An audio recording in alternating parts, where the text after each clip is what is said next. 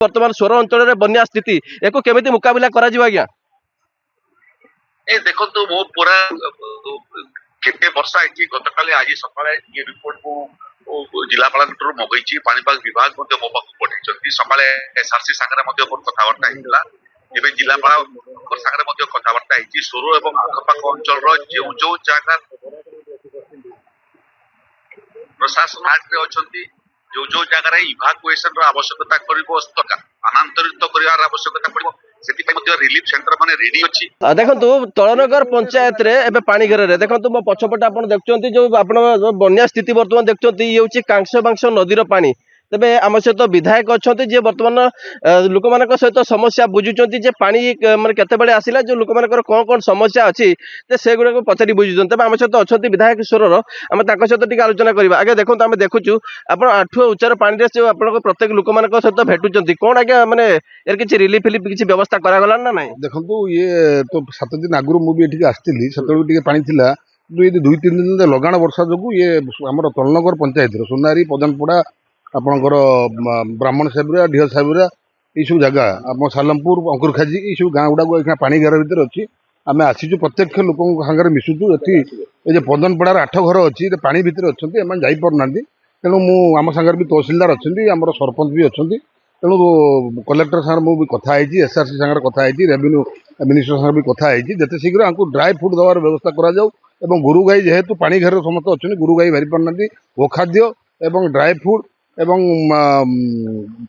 पर्याप्त परिमाण में ये गाँव को निहाती आवश्यकता अच्छी जेहेतु पानी घेर अच्छी मुझे तहसिलदार को कलेक्टर को जनई उड्राफ टीम बाबद में उड्राफ टीम आम बोट मध्यम देवार व्यवस्था करा जेहेतु गाड़ी गुड़ा किसी जाई आसपारना तेणु यही सब व्यवस्था करने प्रशासन को आपण माध्यम प्रशासन को अनुरोध करुच्ची जिते शीघ्र ये लोकों पाखे पहुंचा जाए। ओके मो कैमरा पर्सन कहि से सीधा सड़क चित्र देखेबे देखो मो पछपटे आप देखो जड़े भाई आसुँच घर से पटे अच्छी किंतु से देखो केते माने अंटे ऊपर पानी होची तबे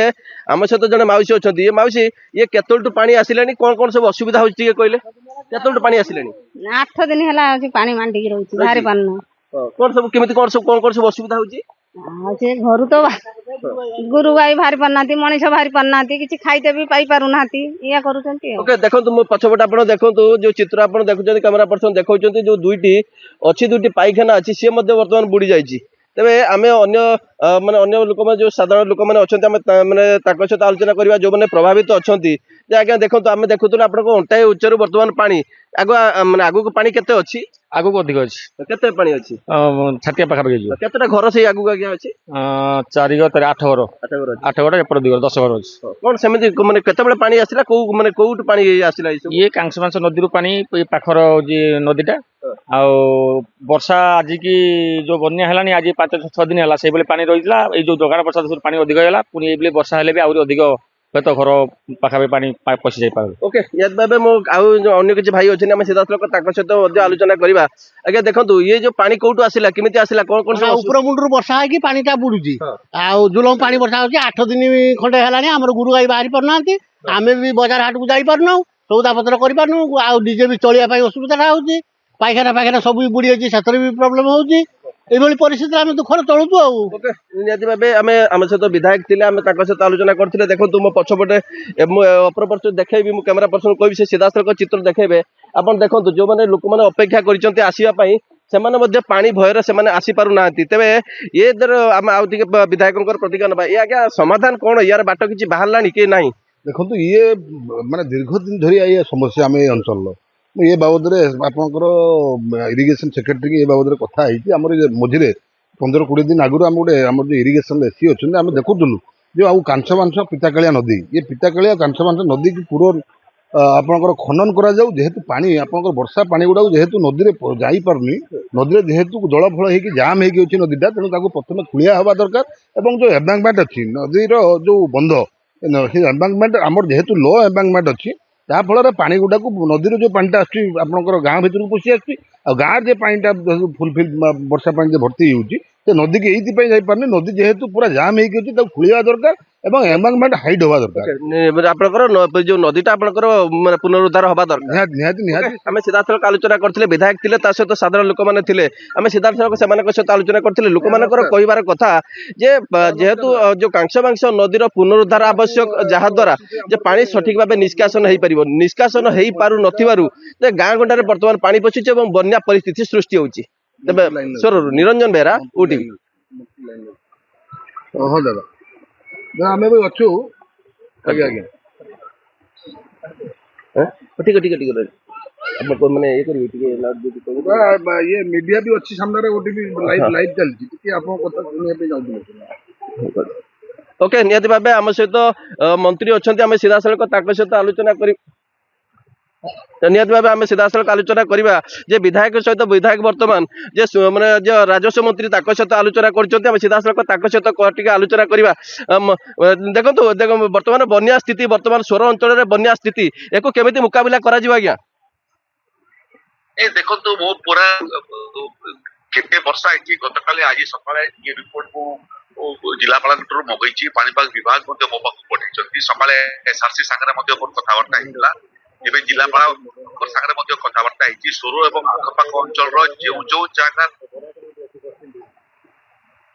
ପ୍ରଶାସନ ହାତରେ ଅଛନ୍ତି, ଯୋଉ ଯୋଉ ଜାଗାରେ ଇଭାକୁଏସନ ର ଆବଶ୍ୟକତା କରିବ, ସ୍ଥାନାନ୍ତରିତ କରିବାର ଆବଶ୍ୟକତା ପଡିବ, ସେଥିପାଇଁ ମଧ୍ୟ ରିଲିଫ ସେଣ୍ଟର ମାନେ ରେଡି ଅଛି। ଯୋଉମାନେ ରିଲିଫ ସେଣ୍ଟରକୁ ଆସିବେ ତାଙ୍କ ପାଇଁ ରନ୍ଧା ଭୋଜନର ମଧ୍ୟ ମୁଁ ନିର୍ଦ୍ଦେଶ ଦେଇଛି। ଯୋଉମାନେ ଘରେ ରହିବେ ଆସିବେ ନାହିଁ, ସେମାନଙ୍କର ଯଦି ଆବଶ୍ୟକ ଯୋଉ ଯୋଉ ଜାଗାରେ ଅଛି ତାକୁ ଡ୍ରାଏ ରାସନ ଦେବା ପାଇଁ ମଧ୍ୟ କୁହାଯାଇଛି। କୌଣସି ଚାନ୍ସେସ୍ ନିଆ ନଯାଉ, ଛୋଟ ହଉ ବଡ ହଉ, ସମସ୍ୟାକୁ ସମାଧାନ କରିବା ପାଇଁ ବିଡିଓ ଏବଂ ତହସିଲଦାର ଏମାନଙ୍କୁ ମଧ୍ୟ ନିର୍ଦ୍ଦେଶ ଦିଆଯାଇଛି ଏବଂ ସେମାନେ ପ୍ରଶାସନିକ ଅଧିକାରୀ ମାନେ ସେମାନେ ମଧ୍ୟ ଗ୍ରାଉଣ୍ଡ ଜିରୋରେ ଅଛନ୍ତି ଏବଂ ମୋତେ ଅପଡେଟ ମଧ୍ୟ କରୁଛନ୍ତି। ମାନ୍ୟବର ବିଧାୟକଙ୍କୁ ମଧ୍ୟ ତାଙ୍କର ମେସେଜ ମଧ୍ୟ ପାଇଥିଲେ, ଏବେ ତାଙ୍କୁ ଫୋନ ଲଗେଇଥିଲେ, ସେ ଫୋନ ମାଧ୍ୟମରେ ଆପଣ ଆଉ 5ଟା ଜିନିଷ ଜାଣିବା ପାଇଁ ଚେଷ୍ଟା କରୁଛନ୍ତି। ଦେଖନ୍ତୁ ଆପଣ ଯୋଉ କଥା କହୁଛନ୍ତି, ଇଏ ଶୁଣନ୍ତୁ ଆଜ୍ଞା, ନିହାତି ଭାବେ ଦେଖନ୍ତୁ ଆପଣ ଯୋଉ କଥା କହୁଛନ୍ତି, ଇଏ ଅଞ୍ଚଳର ସମସ୍ୟା ଆଜିକାଲିର ନୁହେଁ, ଇଏ ବିଗତ ଦିନର ସମସ୍ୟା। ନାଇଁ ମତେ ଜଣା ଅଛି ବିଗତ ଦିନର ସମସ୍ୟା ସେଠି ପାଣି ପ୍ରକୃତରେ ନିଷ୍କାସନର ସମସ୍ୟା ଅଛି ବାଲେଶ୍ୱର ଜିଲ୍ଲାରେ ଏବଂ ସମୁଦ୍ରର ଜଳପତନ ଏବଂ ଜନବସତିର ଯୋଉଟା ଲେଭେଲ ସମାନ ଥିବା ଥାନରୁ ବହୁତ ସମୟରେ ପାଣି ଡିସଚାର୍ଜର ସମସ୍ୟା ଅଛି। ये जो कांश बांश नदी कथा कहतु, पिताकालिया नदी कथा कहतु, ये पुनरुद्धार करने आपण किसी व्यवस्था करेंगे कि नहीं? नहीं आम ड्रेजिंग ताकू अनुसरण करने गोटे एजेन्सी को ए बाबद दायित्व दिखाई कि ड्रेजिंग किमिति हो पार, जल निष्कासन किमिति तुरंत हो पार, वर्षा कम हेले पानी निष्कासन समस्या कारण बहुत समय लोक हंतसंत होती। आज समस्या नुह लंबा दिन समस्या एवं पूर्व जो समस्या को टिके टिके समाधान करने प्रयास होता, आज से अवस्था ही न था। आम समस्या तार निहत भाव आम सीधासलख आलोचना करुले आमर मंत्री थे राजस्व मंत्री सुरेश पूजारी थे, आम सीधासलख से सहित आलोचना करते, साधारण लोक मान सहित आलोचना करते युद्धकालीन भितर यार समाधान केमी तार व्यवस्था कर। बालेश्वर निरंजन बेहरा, ओटीवी।